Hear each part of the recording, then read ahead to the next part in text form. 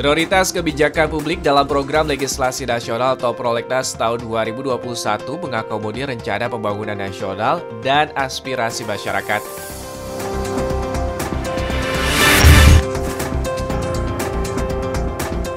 Dewan Perwakilan Rakyat Republik Indonesia melakukan penandatanganan nota kesepahaman atau MOU dengan Badan Pembinaan Ideologi Pancasila Republik Indonesia atau BPIP RI.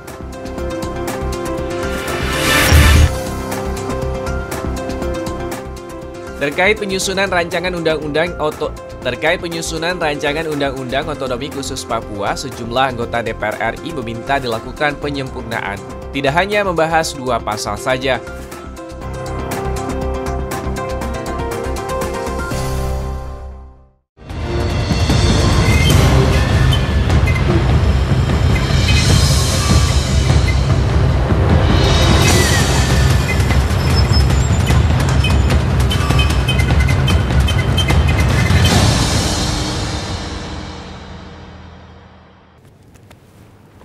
Halo.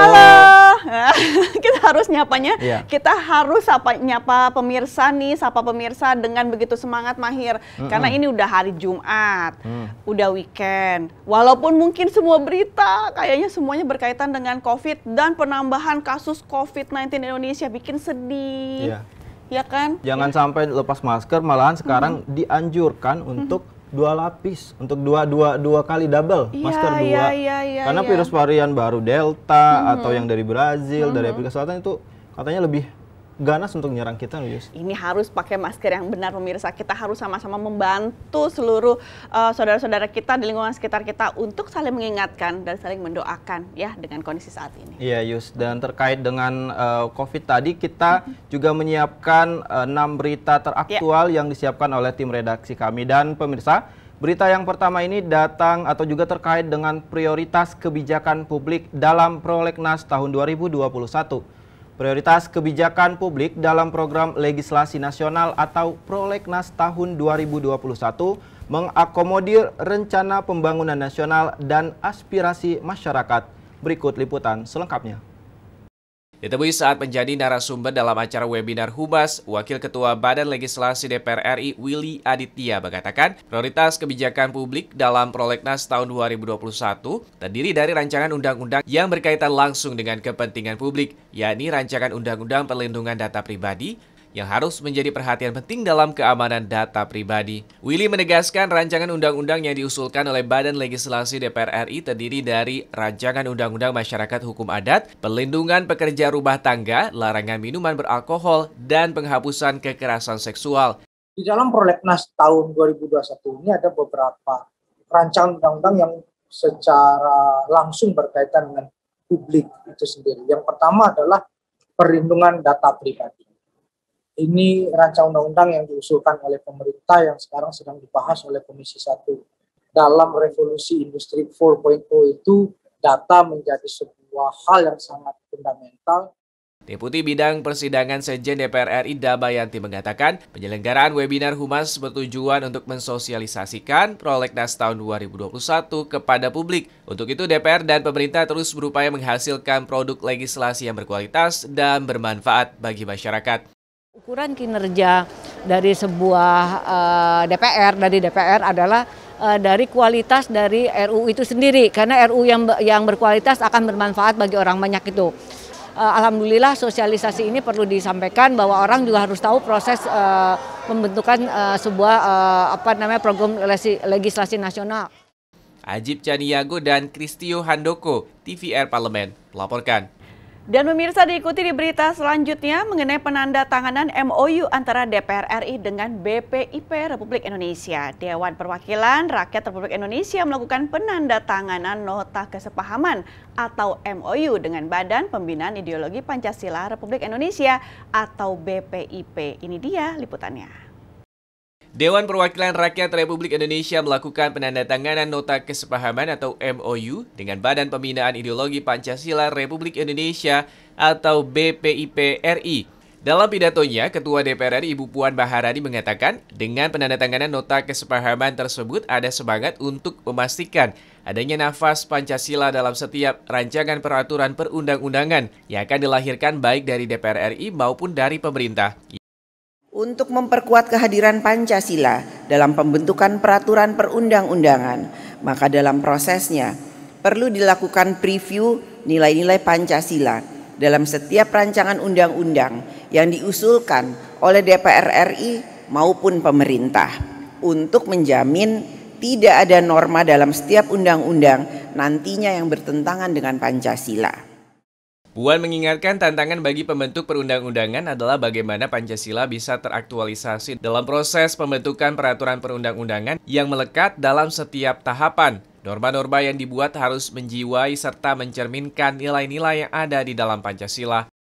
Kami juga di DPR berharap agar BPIP terus melakukan sosialisasi dan kerjasama dengan berbagai pihak untuk menguatkan Pancasila sebagai bintang penuntun kehidupan berbangsa dan bernegara kita semua. Kita harus yakin seyakin-yakinnya bahwa selama Pancasila masih ada di hati semua orang Indonesia, maka selama itu juga Indonesia akan terus ada.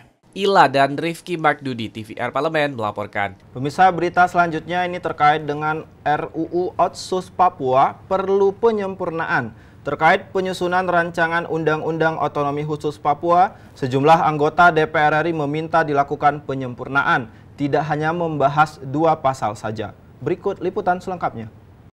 Terkait penyusunan rancangan Undang-Undang Otonomi Khusus Papua, sejumlah anggota DPR RI meminta dilakukan penyempurnaan. Tidak hanya membahas 2 pasal saja. Ditemui di gedung DPR RI Senayan, Jakarta baru-baru ini, anggota DPR RI asal daerah pemilihan Papua, Mesak Mirin, meminta agar revisi Undang-Undang Otonomi Khusus sesuai dengan kebutuhan masyarakat Papua. Menurut Mesak Mirin, jika hanya dibahas 2 pasal saja, maka tidak perlu melakukan revisi undang-undang tersebut. Cukup Presiden Joko Widodo mengeluarkan Perpu atau keputusan Presiden. Dari Provinsi Papua yang mewakili rakyat-rakyat di Papua dari 29 kabupaten kota, ingin dan memberikan catatan dan saran kepada Bapak Presiden Republik Indonesia untuk 2 pasal ini segera mengeluarkan Perpu atau peraturan pemerintah. Dan tidak harus dengan Undang-Undang Otsus. Dan kalau mau revisi Undang-Undang Otsus secara keseluruhan. Ketua Fraksi PAN DPR Papua, Sinut Busup, meminta dilakukan dialog terkait pembahasan rancangan Undang-Undang Otonomi Khusus tersebut. Sinut memberi 14 catatan atas revisi Undang-Undang Otsus Papua tersebut. Di antaranya perlu dilakukan penguatan wewenang Majelis Rakyat Papua untuk memberikan persetujuan calon bupati, wakil bupati, calon wali kota, dan wakil wali kota. 2 pasal itu harus kembalikan kepada MRP dan DPRP agar kita duduk sama-sama selesaikan supaya ke depan tidak boleh antara horizontal konflik, masyarakat sipil korban, TNI Polri juga korban. Tim Liputan TVR Parlemen melaporkan. Kali ini pemirsa mengenai perlu adanya sinergi bersama atasi persoalan beras. Permasalahan beras nasional masih belum sepenuhnya teratasi dengan baik. Untuk itu pimpinan DPR RI meminta agar Bulog dapat menjalankan perannya dengan baik dalam mendorong pertanian untuk menghasilkan produk berkualitas. Ini dia liputannya untuk Anda. Ditemui usai kunjungan lapangan ke Perum Badan Urusan Logistik terkait persoalan perberasan nasional, Wakil Ketua DPR RI Koordinator Bidang Industri dan Pembangunan Rahbat Gobel menilai masalah perberasan nasional hingga kini masih belum bisa diselesaikan secara tuntas. Untuk itu perlu adanya terobosan pemikiran dalam memecahkan permasalahan perberasan nasional. Rahbat Gobel juga menyoroti pelaksanaan bantuan sosial beras dari pemerintah. Dirinya meminta agar sepenuhnya diserahkan kepada Bulog. Kan kita selalu dihadapi oleh persediaan stok yang kurang dan lain sebagainya. Menurut saya sebaiknya masalah bansos ini untuk masalah beras berserahkan saja kepada Bulog. Karena Bulog juga sudah ada di daerah-daerah dan mereka sudah punya stoknya semua. Kenapa tidak kita percayakan kepada Bulog yang untuk mengkoordinir, memanage beras itu. Sehingga secara total kita tahu persoalan di lapangan beras kita ada atau enggak. Lebih lanjut, Wakil Ketua DPR RI Bidang Korinbang Rahmat Gobel meminta adanya sinergi antara lembaga dan kementerian dalam mengatasi persoalan beras. Karena apabila sinergi tersebut dapat terjalin, maka ketahanan dan kedaulatan pangan nasional akan dapat terwujud. Harus disinergikan program-program itu untuk mewujudkan ketahanan pangan sebelum kita masuk kepada kedaulatan pangan. Semua kementerian harus mengarah kepada sana. Tujuan yang satu, cita-cita kita kepada ketahanan pangan sebelum menuju kedaulatan pangan. Kalau jalan sendiri-sendiri hasilnya tidak akan maksimal pastinya. Dari Perum Bulog, Bondan dan Fikri, TVR Parlemen melaporkan. Pemirsa, berita selanjutnya terkait dengan panja mafia tanah. Komisi 2 akan tuntaskan kasus pertanahan. Panitia Kerja Mafia Tanah Komisi 2 DPR RI akan segera menuntaskan seluruh laporan masyarakat terkait kasus pertanahan atau praktek mafia tanah yang beberapa waktu yang lalu mencuat ke publik. Berikut liputan selengkapnya. Panitia Kerja Mafia Tanah Komisi 2 DPR RI akan segera menuntaskan seluruh laporan masyarakat terkait kasus pertanahan atau praktek mafia tanah yang beberapa waktu lalu mencuat ke publik. Hal itu diungkapkan Ketua Komisi 2 DPR RI Ahmad Doli Kurnia Tanjung usai rapat kerja Komisi 2 dengan Kementerian Agraria dan Tata Ruang ATR BPN beberapa waktu yang lalu. Yang berasal dari BPN sendiri, kan gitu ya. Nah, kemudian yang berikutnya, nanti kita akan meninjau langsung tempat-tempat kejadian atau peristiwa yang diindikasikan terjadi atau berakibat dari praktek mafia pertanahan itu, ya. Dari Komisi 2 akan lihat dan kemudian orangnya langsung yang merupakan korban. Nah, nanti kemudian akan kita telusuri ini mau dibawa kemana. Doli menambahkan terkait program sertifikat tanah elektronik menurutnya bukan solusi untuk meminimalisir keberadaan mafia tanah. Ia mengaku skeptis terhadap program tersebut. Nah, yang kedua kan logikanya begini ya, masalah sertifikat ini secara manual saja masih banyak masalah gitu, apalagi kalau kita tidak punya komitmen yang tinggi atau semua punya kesadaran yang sama ya. Ya, praktek-praktek elektronisasi ini kan juga berpotensi masalah. Ya, misalnya soal praktek hacking ya. Jangankan sertifikat, handphone aja kita sekarang masih banyak-banyak dihack gitu kan. Nah, itu kan harus dipertimbangkan, harus diperhitungkan atau kalau memang sudah kita perhitungkan antisipasinya apa. Jangan sampai nanti begitu. Fitian Aunilah dan Temir Yansyah, TVR Parlemen melaporkan. Berkaitan dengan penyebaran narkoba, DPR RI meminta penyebaran narkoba di lapas diawasi. Anggota Komisi 3 DPR RI meminta pemerintah agar penyebaran narkoba di lapas diawasi sebaik-baiknya. Ini dia beritanya kami berikan untuk Anda. Anggota Komisi 3 DPR RI meminta pemerintah agar penyebaran narkoba di lapas diawasi sebaik-baiknya. Ditemui usai melakukan kunjungan kerja ke lapas kelas 2A Tanggerang, Provinsi Banten baru-baru ini, anggota Komisi 3 DPR RI Habib Abu Bakar Al-Habsyi mengatakan pemerintah perlu mengembalikan tujuan adanya lapas, mengingat tujuan dari lapas untuk merehabilitasi para tahanan yang menggunakan narkoba. Penyebaran narkoba di lapas ini sangat sensitif. Bayangkan saja 1,1 ton ya sabu di Tangsel. Itu ada beberapa nama, ada orang Nigerianya, ada orang Cinanya, ada orang Indonesianya. Itu terjadi. Makanya di sini kerjasama Polri, kerjasama lapas perlu sangat sinkronis. Sementara itu, Ade Rosi Hoirunisa mengatakan penghuni lapas narkoba harus dipisahkan dengan penghuni lapas lainnya karena penanganan tahanan narkoba perlu diselesaikan dengan berbeda. Memang kalau terkait lapas narapidana narkoba, sewajarnya memang harus mempunyai lapas tersendiri. Jangan sampai dicampur dengan lapas umum atau enggak narapidana teroris dan lain sebagainya. Karena yang kita harapkan bahwa untuk narkoba ini juga nanti akan kita pilah-pilah, ada yang memang pemakai, pengedar atau misalnya lain hal sebagainya. Sehingga ya harapan kita undang-undang narkoba ini bisa kita revisi secepatnya koordinasi dengan pihak kepolisian dan juga lapas dan sebagainya, agar ya tadi BNN juga. Dari Tangerang, Banten, Habibi Mahabah, TVR Parlemen melaporkan. Sepertinya memang penyebaran narkoba di lapas ini setuju untuk diawasi sebaik-baiknya. Jangan sampai masa di lapas ada penyebaran narkoba terus. Kalaupun misalnya oknum, ini juga ada kan yang namanya juga oknum juga dari Satuan Polri, ya kan, ada juga memang para narapidana yang masih bisa berkomunikasi dengan orang luar pada saat masih menjadi tahanan.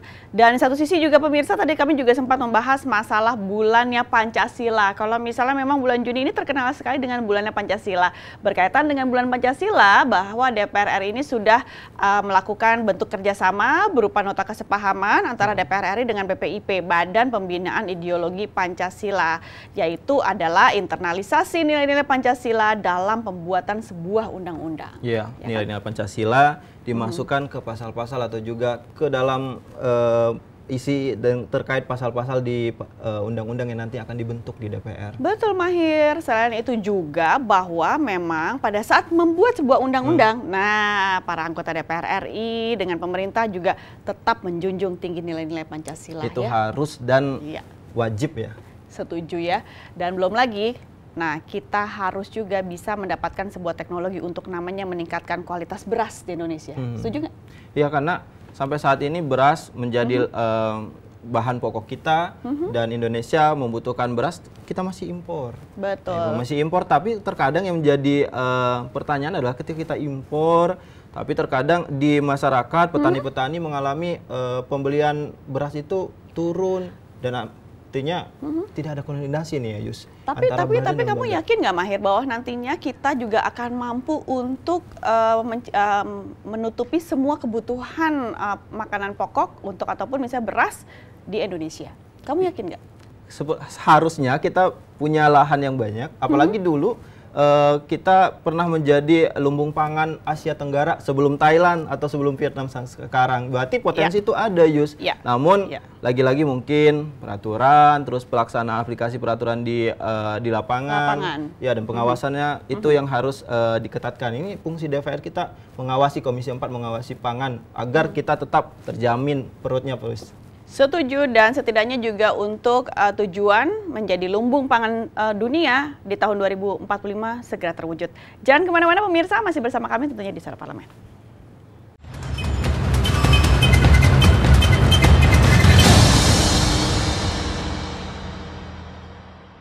Virus corona menjadi perbincangan dunia. Beberapa negara sudah terjangkit. Ribuan orang di Indonesia terkena virus ini. Kita perlu antisipasi dengan melakukan hal berikut. Cuci tangan dengan sabun dan antiseptik.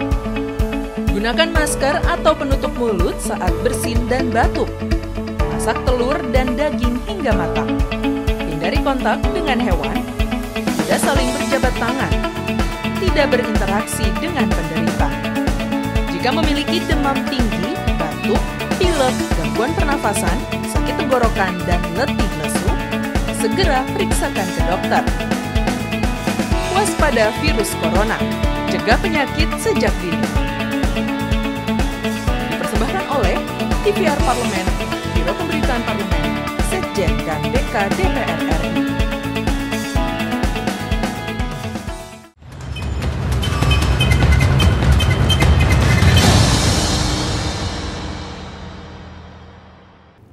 Ya, TGIF. Thanks God it's Friday. Tapi walaupun misalnya thanks God it's Friday ya, Mahir, tetap aja kita sudah masuk dalam kondisi pembatasan pemberlakuan kegiatan masyarakat mikro. Jadi kalau Anda pemirsa mau ke mall, udahlah gak usah di rumah saja karena jam 8 malam mall sudah tutup. Bioskop juga, tempat fitness atau gym juga dibatasin. Tapi kalau misalnya juga ya kan sempat viral nih hari ini nih, kalau misalnya di bioskop itu mau nonton film juga kayaknya bukan satu tempat duduk yang kita bisa tempati, kemudian di jeda satu tempat duduk, tapi hampir 5 tempat duduk, kemudian kita baru ada lagi teman kita ya untuk bisa duduk di satu row misalnya pada saat menonton bioskop. Apakah ini yang misalnya juga Anda pilih pada saat misalnya kita harus sama-sama disiplin untuk memutus mata rantai yang namanya pelonjakan kasus virus COVID-19 Indonesia, dan pemerintah sudah memilih untuk menjadi menjalankan PPKM Mikro ini sampai tanggal 5 Juli mendatang. Andakah juga sudah siap untuk sama-sama menjalankan yang namanya PPKM Mikro, tetap tinggal di rumah dan kurangi untuk keluar rumah. Hati-hati juga anak-anak yang paling penting. Iya, apalagi anak-anak Ya kan? beberapa sudah terjangkit atau juga terpapar COVID-19 ya, Yus. Itu dia, harus diawasi bahwa jangan sampai bawa anak-anak ke luar rumah terlebih dahulu pemirsa, karena kita memang sudah akan mengikuti anjuran dari pemerintah. Ini akan kami angkat juga, kami bahas sedikit banyak hadapan Anda pada hari ini, dan setidaknya kami berikan terlebih dahulu informasi lengkapnya dalam tajuk Suara Parlemen berikut ini.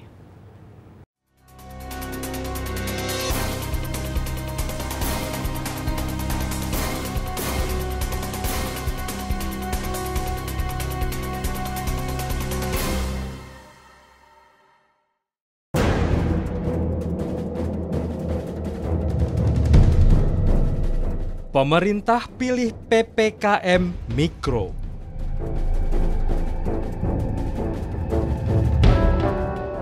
Pemerintah memutuskan menetapkan kebijakan pemberlakuan pembatasan kegiatan masyarakat atau PPKM skala mikro untuk mengatasi melonjaknya angka positif COVID-19.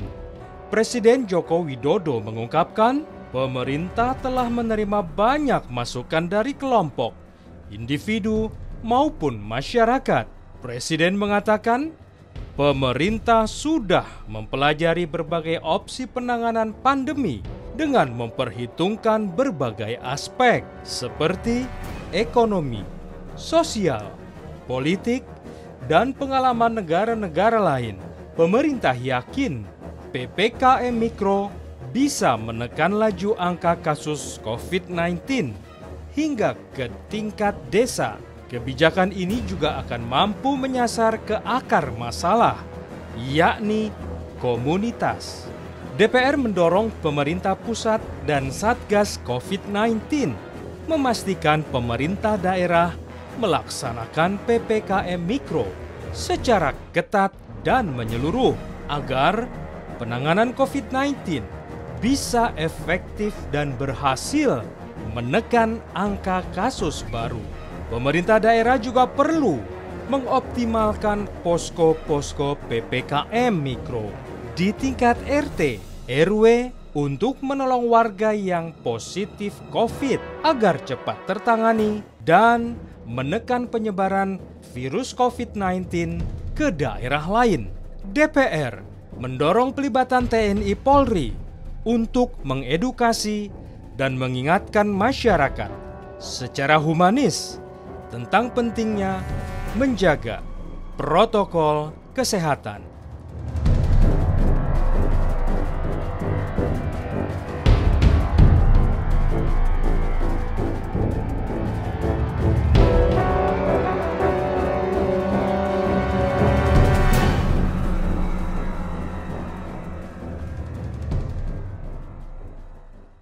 Pemerintah tetap mempertahankan kebijakan pemberlakuan pembatasan kegiatan masyarakat skala mikro untuk mengatasi lonjakan kasus COVID-19.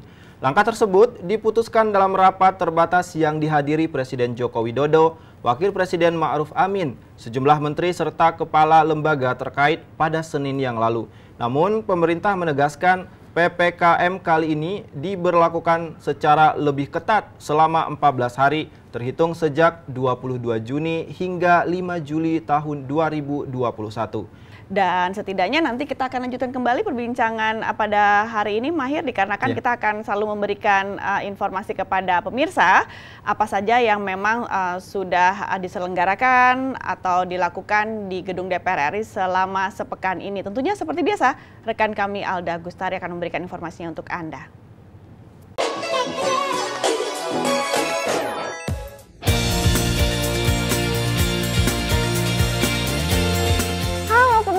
Nggak kerasa ya, kita sudah masuk di penghujung bulan Juni. Nah, di minggu ini banyak sekali agenda penting yang terjadi di DPR RI. Di antaranya adalah rapat dengar pendapat Komisi 6 dengan Dirut PT Garuda Indonesia. Nah pemirsa, tapi penasaran nggak sih ada agenda apa saja selain rapat tersebut? Yuk kita ikuti laporannya sama-sama. Ya pemirsa, semarak hari lahir Pancasila ini masih sangat terasa dari awal bulan Juni sampai di ujung bulan Juni sekarang. Padahal kan hari lahirnya sendiri jatuh pada tanggal 1 Juni kemarin ya pemirsa. Nah, untuk itu DPR RI menandatangani nota kesepahaman dengan BPIP Republik Indonesia untuk memperkuat nilai-nilai Pancasila di dalam peraturan perundang-undangan. Pemirsa, acara perjanjian nota kesepahaman antara DPR RI dengan Badan Pembinaan Ideologi Pancasila atau BPIP-RI bertujuan untuk memperkuat nilai-nilai Pancasila dalam pembentukan perundang-undangan. Dalam sambutannya, Ketua DPR RI Puan Maharani menjelaskan pentingnya aktualisasi nilai-nilai Pancasila dalam pembentukan peraturan perundang-undangan, baik dalam pelaksanaan, penelitian, pengkajian, sosialisasi, dan kegiatan lainnya. Bahwa Pancasila merupakan sumber segala sumber hukum negara. Tantangan bagi pembentuk peraturan perundang-undangan adalah bagaimana menempatkan Pancasila bisa teraktualisasi dalam proses pembentukan peraturan perundang-undangan yang embedded dalam setiap tahapannya.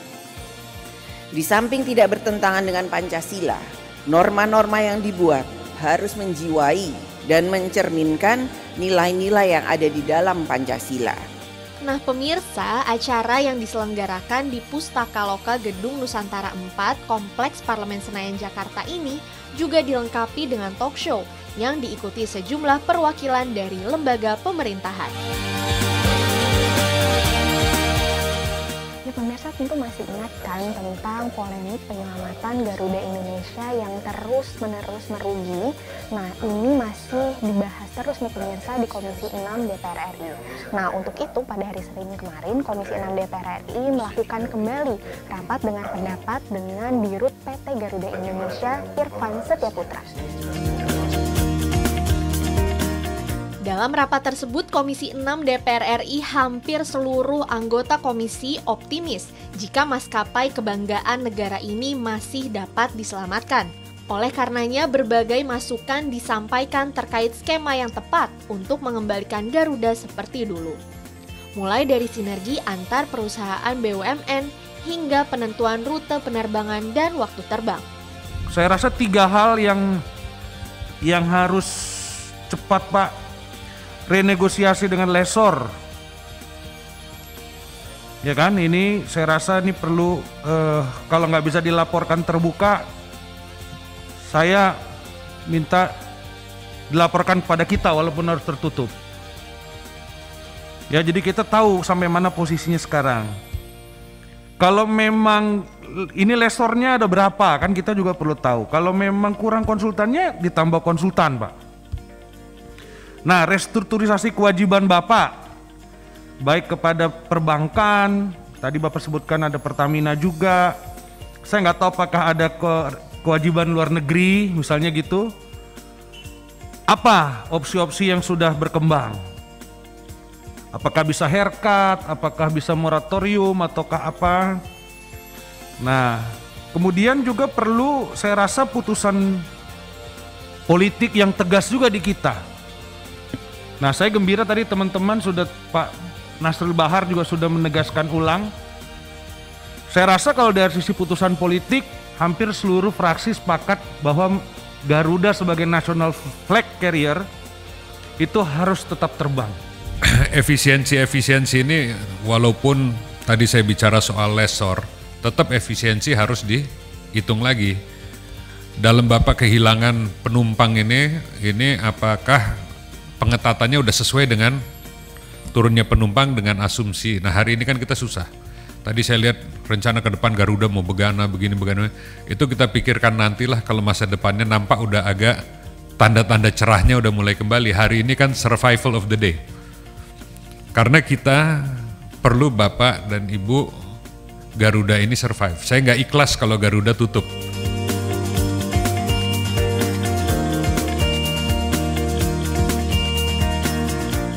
Nah pemirsa, dalam kesimpulannya, Komisi 6 DPR RI meminta PT Garuda Indonesia Persero melakukan upaya yang diperlukan untuk menyelamatkan Garuda Indonesia, antara lain negosiasi dengan lessor, restrukturisasi utang perusahaan, serta penyelesaian dengan karyawan sesuai undang-undang yang berlaku. Selain itu, Komisi 6 pun menyerukan agar seluruh perjalanan dinas yang menggunakan APBN dan juga APBD untuk mempergunakan pesawat Garuda atau Citylink.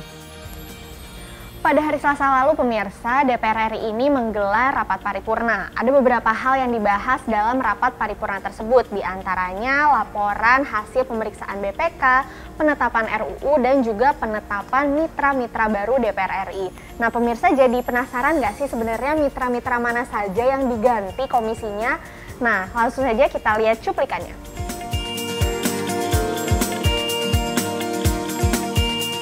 Rapat Paripurna DPR RI ke-21 masa persidangan 5 tahun sidang 2020-2021 memiliki sejumlah agenda yang penting, yakni penyampaian ikhtisar hasil pemeriksaan semester 2 tahun 2020, serta penyerahan laporan hasil pemeriksaan atau LHP semester 2 tahun 2020. Tak hanya itu, ada juga penyampaian laporan hasil pemeriksaan atas laporan keuangan pemerintah pusat atau LHP-LKPP tahun 2020, serta penyerahan laporan hasil pemeriksaan atas laporan keuangan pemerintah pusat LHP-LKPP tahun 2020 oleh BPK RI. Dalam rapat paripurna ini, pemirsa, DPR RI juga sepakat memperpanjang pembahasan rancangan undang-undang, di antaranya tentang penanggulangan bencana dan pembahasan RUU tentang perlindungan data pribadi atau PDP. Nah, ini dia yang paling menarik, pemirsa. Dalam sidang paripurna diputuskan bahwa Kementerian Pendidikan, Kebudayaan, Riset, dan Teknologi tetap menjadi mitra kerja Komisi 10 DPR RI, serta Kementerian Investasi menjadi mitra kerja Komisi 6 DPR RI. Tak hanya itu, diputuskan juga Kementerian Perindustrian yang semula menjadi mitra kerja Komisi 6 kini menjadi mitra kerja Komisi 7. Nah, kalau pemirsa sempat menonton, minggu lalu Komisi 4 ini sudah mengundang beberapa orang dari LSM yang peduli lingkungan. Ada Hamish Daud kalau pemirsa nonton ya. Nah, minggu ini Komisi 4 kembali mengundang Menteri LHK Siti Nurbaya Bakar untuk membahas beberapa hal penting, di antaranya anggaran dan juga penanganan sampah serta limbah.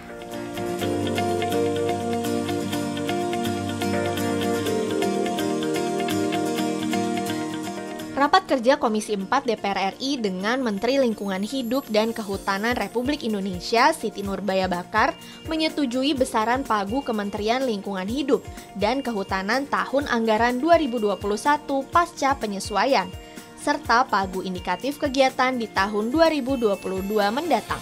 Selain itu, sejumlah anggota memberikan masukan terkait program kerja KLHK agar fokus pada pengendalian sampah dan limbah yang ada di Indonesia.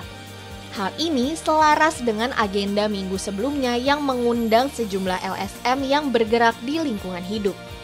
Kita memang selalu melihat kondisi persampahan kita hari ini. Ini ada, kalau tidak cepat-cepat kita melakukan proses antisipasi, ini mungkin ada booming bom sampah kita itu. Dan ini resikonya sangat tinggi dan perhatian kita sangat rendah. Jawa Barat sudah darurat sampah, sudah menggunung, tidak bisa ditangani, anggarannya tidak ada. Plus di kementerian kita di PSLB 3 juga anggarannya sangat rendah. Tentu kita butuh dorongan kepada DAK, kepada alokasi khusus Ibu Menteri. Daerah-daerah bisa berdaya untuk penanganan sampah-sampah kita. Dan itu butuh perhatian. Saya setuju apa yang disampaikan oleh teman-teman untuk menambah anggaran PSLB 3 adalah sebuah keniscayaan. Bagaimana kita bisa mengelola sampah kalau anggarannya teramat rendah.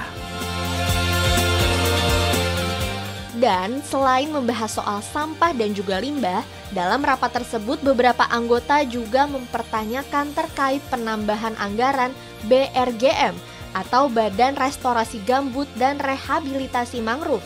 Tambahan yang diberikan diharapkan bisa diserap dengan maksimal dan manfaatnya dapat secara langsung dirasakan oleh masyarakat. Saya mencermati kenaikan anggaran tahun 2001 ke tahun 2022 gitu. Di mana di situ ada kenaikan sebesar 44 sekian persen. Ya. Ini dari 9 triliun ke 13 triliun. Kemudian dari kenaikan itu saya mencermati anggaran didominasi oleh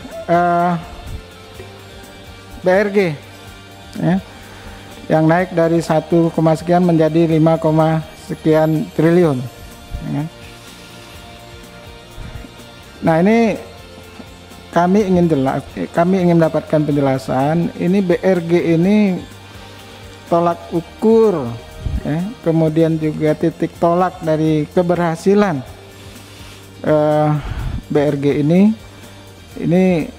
seperti apa, ya. Sejauh ini kan kita cuman hanya mendengar, ya kan, alokasi anggaran, tetapi tingkat produktivitas dan dampak dan outcome-nya kepada masyarakat di sekitar itu belum pernah kita mendengarkannya.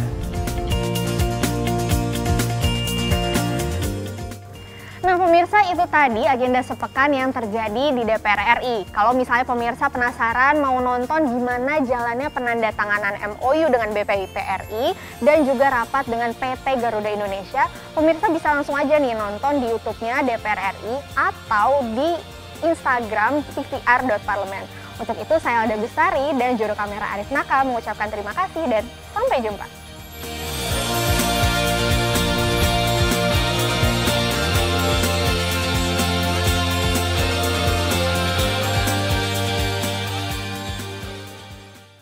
Tentunya Anda sudah menyaksikan pemirsa laporan dari rekan kami Alda Gustari. Memang ada beberapa kegiatan yang dilakukan para anggota Dewan di minggu ini. Dengan demikian Suara Parlemen edisi hari ini telah usai. Jangan lupa pemirsa selalu menjaga kesehatan ya, mulai dari diri kita tentunya tanpa sadar Anda sudah menjaga lingkungan sekitar Anda. Salam sehat selalu, saya Yusli Hayanti. Saya Mahir Pratama. Tentunya bersama rekan-rekan kami yang bertugas pada hari ini mengucapkan terima kasih atas perhatian Anda dan sampai jumpa.